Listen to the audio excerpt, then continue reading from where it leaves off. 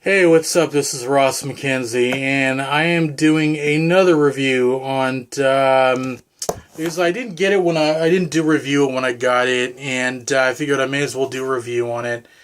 Pacific Rim. Yep, the big giant robot versus monster movie from Guillermo del Toro, and okay, when I saw the previews for this movie, and I'm a big fan of robot movies and stuff like that. I was a big fan of Transformers when it came out and stuff. I was a huge fan of Robotech, and I'm a big fan of some of the other anime robot movies and stuff like that. When I saw this when I saw the previews when it first came out, I was like blown away at as much as the previews kind of shocked me a bit as to like that they're finally doing a movie like this. Anime has been around for a long time. It has amassed a huge following in Comic-Con. It has amassed a massive following in the Asian countries and over here in the US. I mean, I thought it was about time for someone to make some kind of anime style movie that would be a big budget blockbuster and stuff. And when I saw the previews, I was like blown away. I was like, holy shit, I was like, damn, this is awesome, I mean, robots fighting and stuff like that.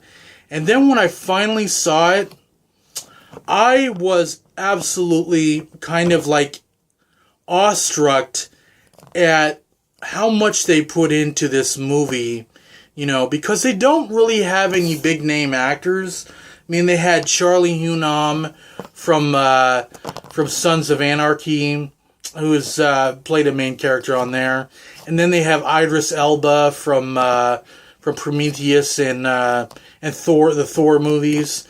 And what caught me is that this movie has a storyline that basically is, the robots, these monsters are coming to attack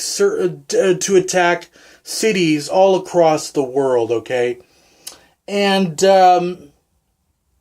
humanity is getting just ripped apart, it's getting just totally destroyed, and these monsters, all they want to do is come and annihilate humanity, and because that's their sole purpose, is to come and just annihilate the human race, alright? So, what happens in this movie is basically the humans only solve for that is to build robots that are the size of massive giant skyscrapers themselves.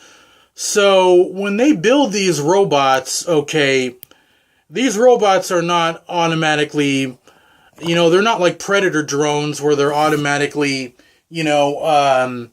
they just run by themselves without any occupants in them. They have to have two people in some kind of hookup where their minds are hooked up, like a mind meld where they're hooked up, kind of similar to what Spock does in Star Trek. It's kind of like they hook themselves up together. And I thought that was kind of unique, but for me, it didn't really make the storyline it didn't really make the storyline for me that much better.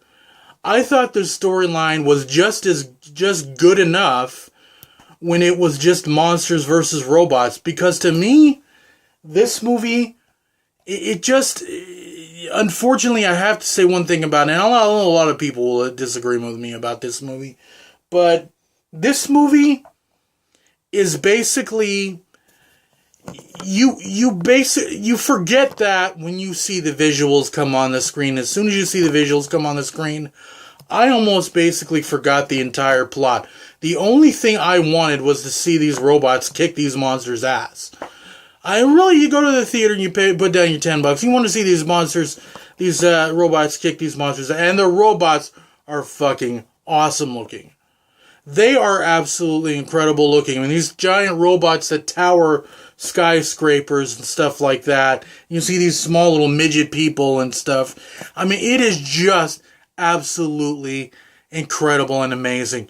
And that is one thing that Guillermo del Toro got absolutely right spot on, you know. I mean, I haven't seen stuff like this since the Godzilla movies. So this is good for that. Now, the acting is good enough. I mean, how seriously can you act in a movie that's with monsters and robots? The acting is good enough. I'll give it that. But the special effects take over. And I'll have to say this. Gypsy Danger is the standout special effect in the damn movie. He is absolutely freaking awesome. Totally destroys anything that was done in Transformers. I have to say that. I'm sorry, Transformers. I like those movies, but I'm sorry. Gypsy Danger completely wipes out all the Transformers. I don't care. It just does. It just that special effect alone is just. I mean, the scale and the size of this robot is absolutely phenomenal. It is beyond anything I've ever seen before in any other movies, I guess since the Godzilla movies.